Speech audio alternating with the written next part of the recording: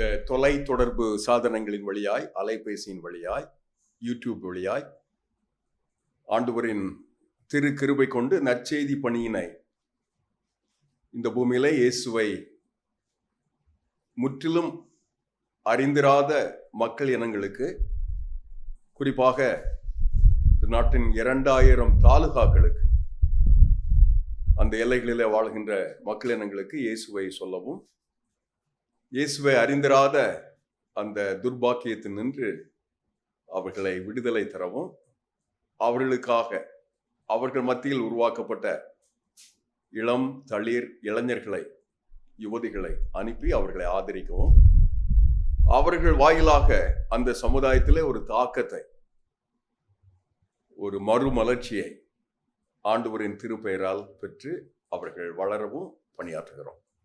Synergy India mission என்று இதை ஆங்கிலத்தில் அழைக்கிறோம். சினர்ஜி மிஷனரி இயக்கம் என்கிற இந்த அமைப்பு நாடெங்கிலும் இருக்கிற இப்படிப்பட்ட அறிந்திராத இனங்களுக்கு, ஏறத்தாழ 2500 இனங்கள் இயேசுவை இன்னும் அறியும் எல்லையிலே வாழவில்லை, அறியும் எல்லையிலே, அறியும் விதத்திலே இல்லை. ஆகினாலே அவர்களுக்கு இயேசுவை தர வேண்டும் என்பதுதான் பிரதானமான நோக்கம். இந்த நோக்கத்திற்கு உதவியாக தமிழ் பேசுகின்ற விசுவாசிகள் மத்தியிலே இதற்கான பாரத்தை தந்து, தரிசனத்தை தந்து, அவர்களின் அனலான ஜபத்தின் வழியாகவும் ஈடுபாட்டின் வழியாகவும் ஆலோசனை வழியாக அவருடைய தலைமைத்துவத்தின் வழியாக இந்த தேசத்துல இந்த காரியங்களை சாதிக்க முடியும் என்று நம்புகிறோம். கூட்டுப்பணியாக இந்த மிஷனரி பணியை செய்ய வாஞ்சிக்கிறோம். 3 ஆண்டுகளாக ஆண்டவரின் திருப்பெயரில் மகத்தான 2000 ஆண்டுகளின் திருச்சபை முன்னின்று இந்த ஊழியத்தை தாங்குகிறது, ஆதரிக்கிறது. 100, 50, 60 ஆண்டுகள் மிக சீரிய முறையில் இவைகளை நம் நாட்டிலே செய்து நிறைவேற்றுகின்ற மிஷனரி இயக்கங்கள், அநேக முன்னோடி இயக்கங்கள் இதுக்கு மாதிரி தந்திருக்கிறது, வழிகாட்டி இருக்கிறது, உடன் இருக்கிறது.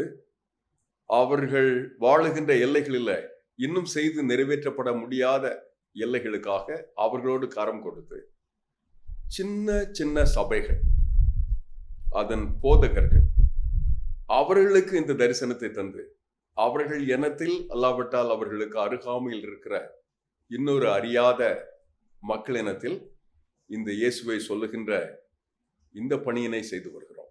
இப்படி செய்வதனால இதை கேட்டுக்கொண்டிருக்கிற ஆண்டுடைய பிள்ளைகளுக்கு பெருத்த ஆசீர்வாதம் என்று நம்புகிறோம். இதை செய்து நிறைவேற்றுவதனால ஆண்டுடைய கட்டளையை நாம் ஏற்கிறோம், கீழ்ப்படுகிறோம்.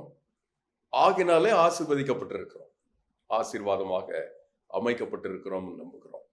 உங்களோடு கூட இந்த சிறந்த பணியினை செய்து நிறைவேற்றுவதற்கு எங்களுக்கு இந்த வாய்ப்பினை தந்த ஆண்டவருக்கும், இந்த தொலைக்காட்சி சாதனங்களுக்கும், இதற்கு பின்பாக இருக்கிற ஏராளமான பிரயாசங்களுக்கும் ஒப்பு கொடுத்தலுக்கும் நன்றி உடையவளாக இந்த பொழுதுல இதை போன்ற ஒரு காலத்துக்காக கரம் வைத்திருப்பதை பாராட்டி உங்களோடு கூட இந்த கரிசனையை பகிர்ந்து கொள்வதில் பேரு உவக்கை கொடுக்கிறோம். இன்றைக்கு நாம் பேசுவதற்காக தெரிந்து கொண்டிருக்கிற பகுதி ஆகமங்களின் வழியாக நற்செய்தி பணி சிந்தனைகளை பகிர்ந்து கொண்டிருக்கிறோம். கனத்த பொருள் ஆழமாய் நினைத்திருக்கிற 6000 ஆண்டுகளுக்கு பின்பாக நிகழ்ந்த நிகழ்வுகளை மோசையின் ஆகமங்கள் கூறுகிறது. ஆதியாகமத்தின் புத்தகத்தின் ஒரு பறவை கண்ணோட்டத்தை பார்த்தோம். அது ஆதி சட்டங்கள். அதன் பின்பு அவர்களை ஆண்டவர் யாத்திரையாக, அணி அணியாக அவர்களை நடத்தி வந்த காலங்களை நாம் பார்த்தோம். லேவியராகமத்தை பார்த்தோம். சுத்த தம்முடைய திருத்திட்டத்தை இந்த பூமியில நிறைவேற்றுவதற்காக அதற்கென்று ஒப்பு கொடுத்துள்ள பரிசுத்த சட்டங்களை ஏற்று வாழுகின்ற ஆண்டவரின் திருத்திட்டத்தை லேவி என்கிற இந்த புத்தகங்களின் வழியாக பார்த்தோம். எண்ணாகமத்தை பார்த்தோம்.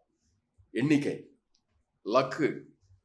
அந்த லக்குவின் வழியாக ஆண்டவர் வைத்திருக்கிற நம்முடைய லக்கு, இந்த எண்ணிக்கைகளையும் இலக்கையும் வைத்து இந்த தேசத்தை, நம்முடைய நாட்களை, நம்முடைய காரியங்களை செய்து நிறைவேற்றுவதற்கான கிருபையை பார்த்தோம்.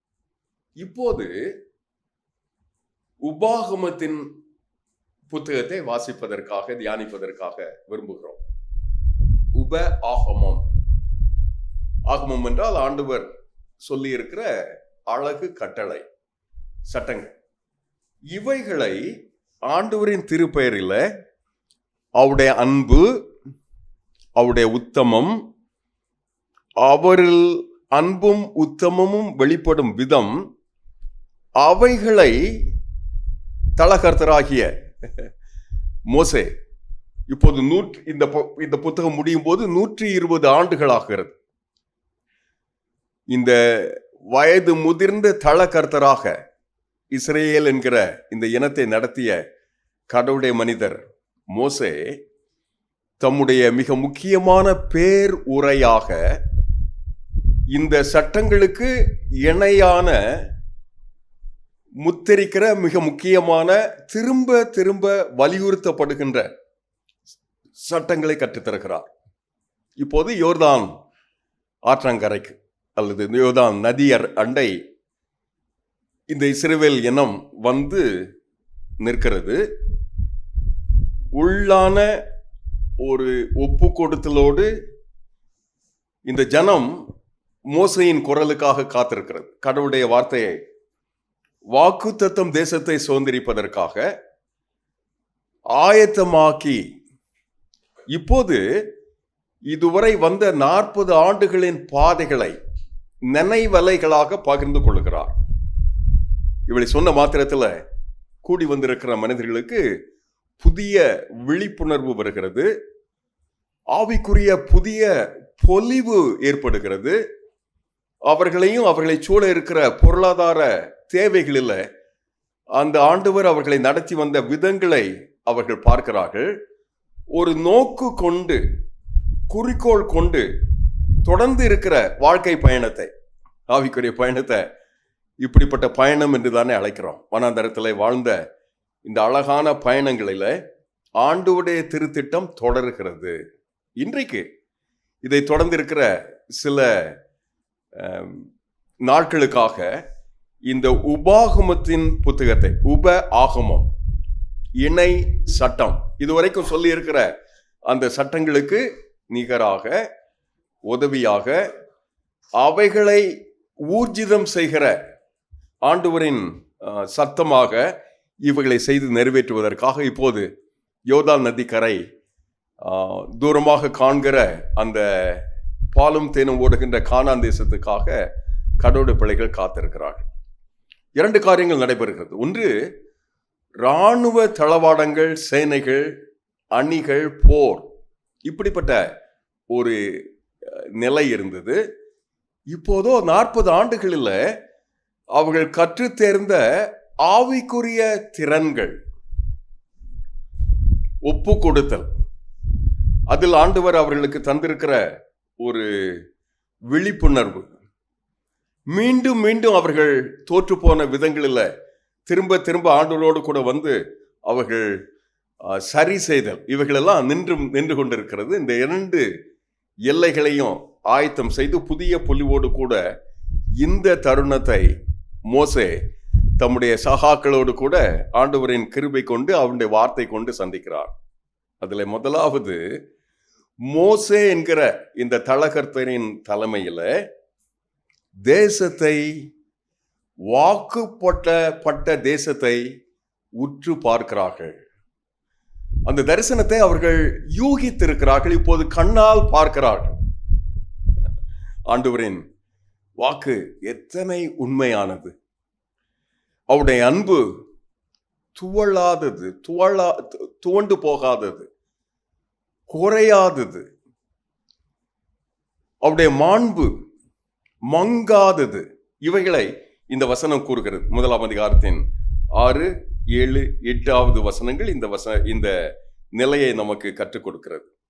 அப்படி ஆண்டவர் தம்முடைய வாக்கை நிறைவேற்றுவேன் என்று சொல்லும்போது அதை நிறைவேற்றுகிறார் என்று அவர்கள் காண்கிறார்கள்.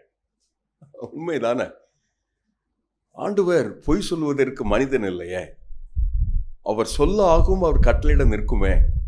இது நம்பியவர்களாக இந்த நாளின் இந்த பொழுதுல விசுவாச சமுதாயமாக ஆண்டவரின் திருத்திட்டத்திற்காக காத்திருப்போம் என்றால், இணைந்து அவருடைய வாக்கை இப்போதே பெற்றுக்கொள்வதற்கு நம்முடைய விசுவாசத்தை விழிப்புணர்வோடு, புது பொலிவோடு, புது சூழலோடு ஆண்டவர் தரும் திட்டமாக தரிசனமாக பார்ப்பதற்கு ஆண்டவர் கிருபை தருகிறார்.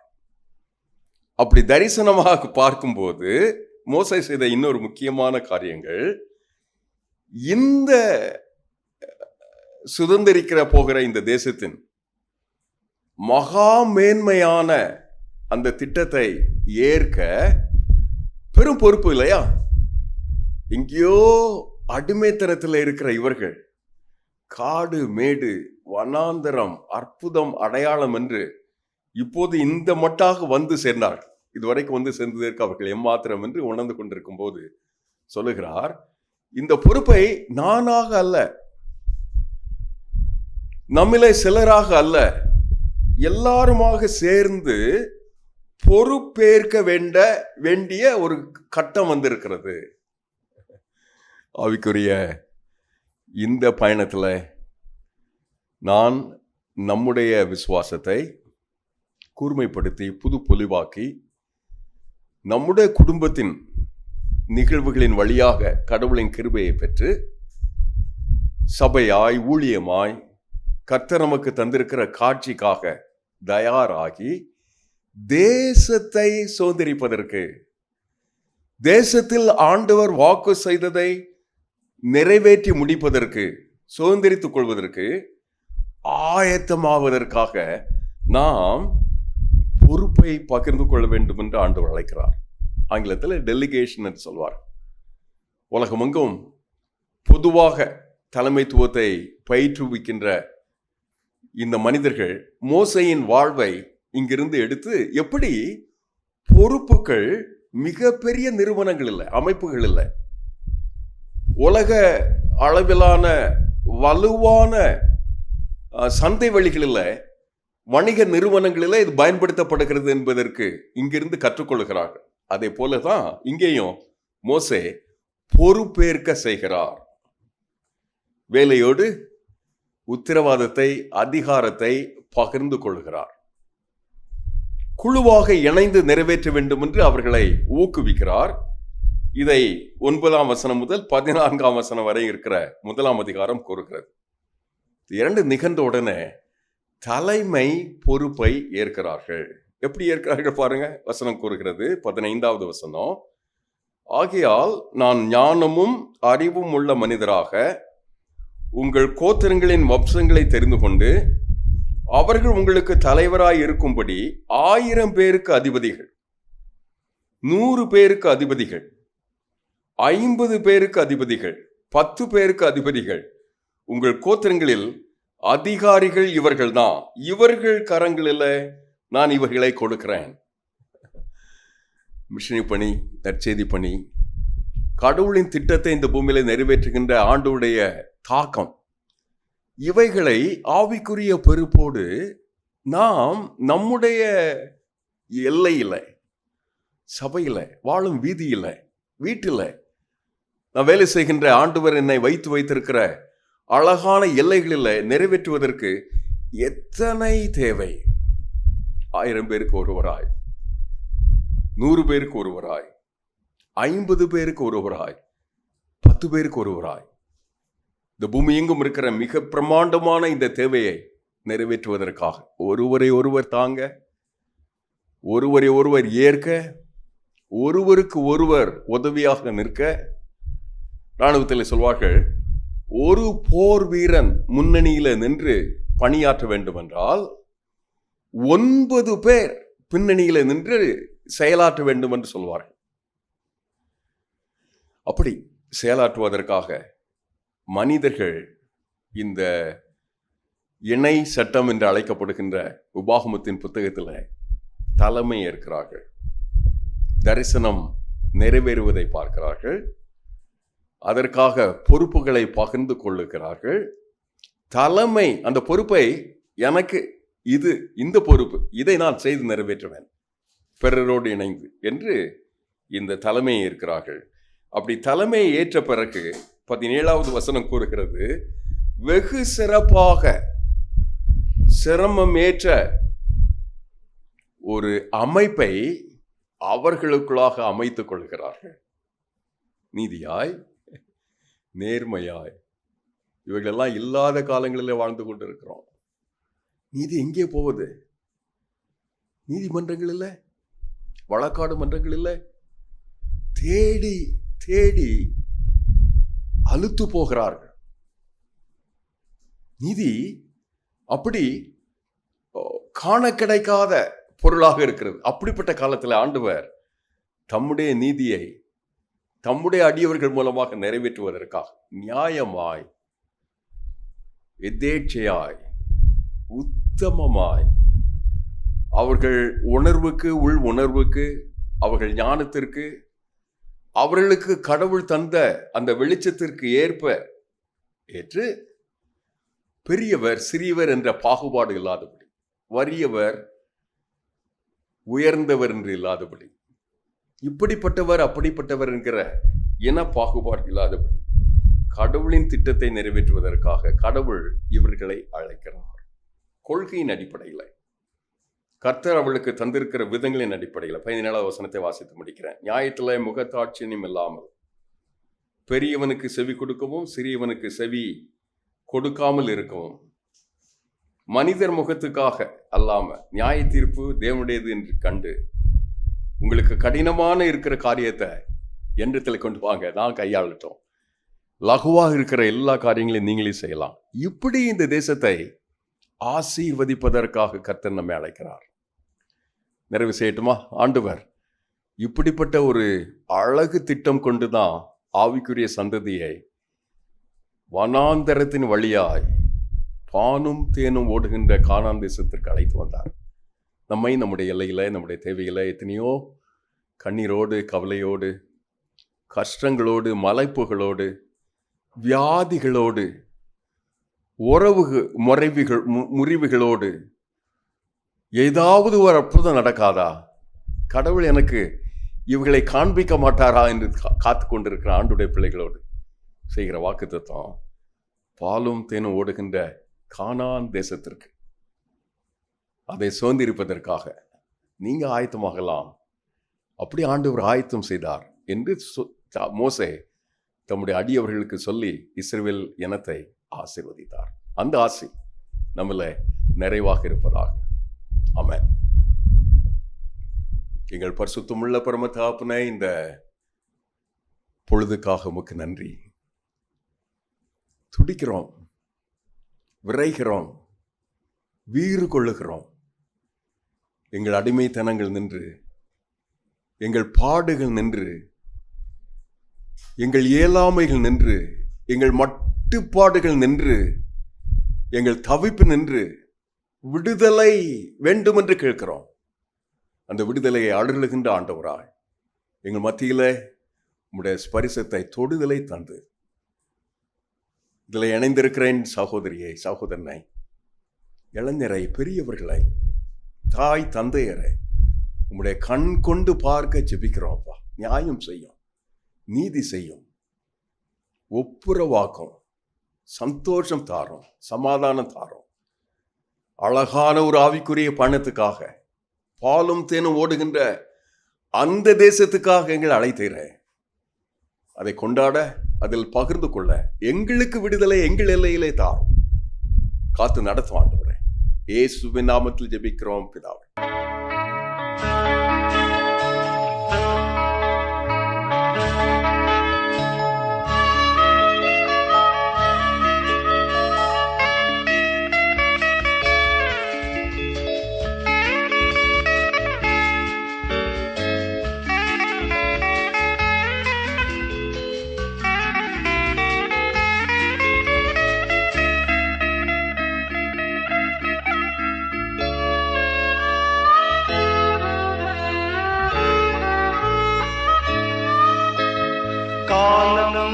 வேகமாய் ஓடுதே, கருத்தில்லாமல் வாழ்ந்தே, கண்ணும் கருத்துமாய் வாழ்ந்திட உதவி செய்யும் தேவா, எனக்கு உணர்வு தாரும் தேவா. உதவி செய்யும் தேவா, எனக்கு உணர்வு தாரும் தேவா. காலம் வேகமாய் ஓடுதே,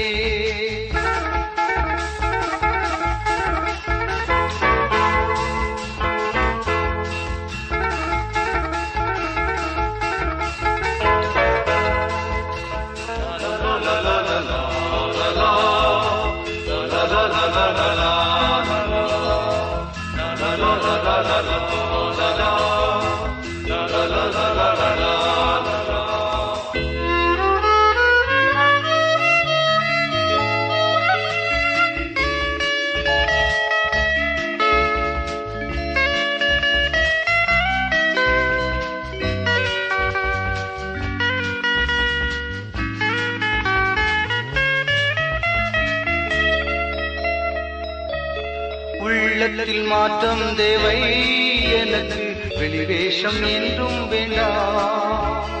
உள்ளத்தில் மாற்றம் தேவை, எனக்கு வெளிவேஷம் என்றும் வேண்டாம்.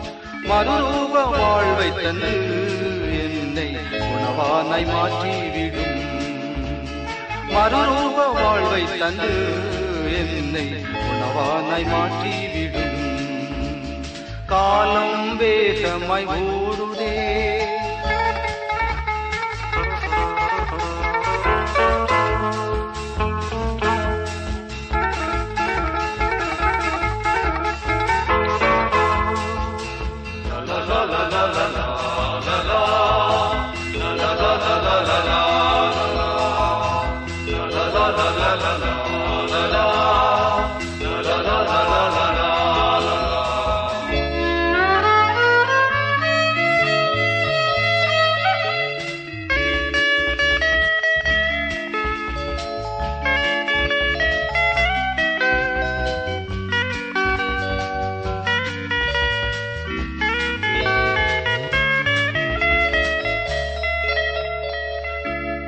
கல்வாரி காட்சி கண்டேன், அந்த காயங்கள் என்னால் என்றே. கல்வாரி காட்சி கண்டேன், அந்த காயங்கள் என்னால் என்றே. அன்பின் ஆழம் கண்டு அந்த அன்புக்கு அடிமை என்றே. அன்பின் ஆழம் கண்டு அந்த அன்புக்கு அடிமை என்றே. காலம் வேகமாய் ஓடுதே,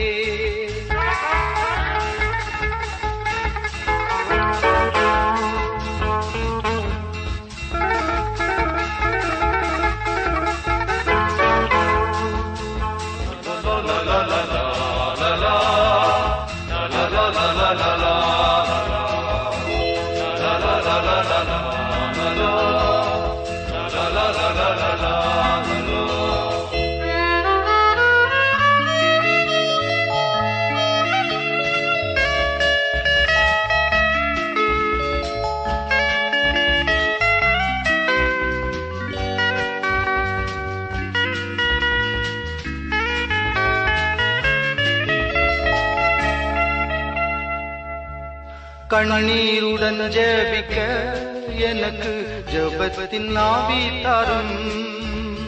கண்ணீருடன் ஜெபிக்க எனக்கு ஜெபத்தின் ஆவி தாரும். கிருபையின் காலம் இப்போதும் இயேசுவே அருள் கூர்ந்து எம்மை எழுப்பும். கிருபையின் காலம் இப்போதும் இயேசுவே அருள் கூர்ந்து எம்மை எழுப்பும்.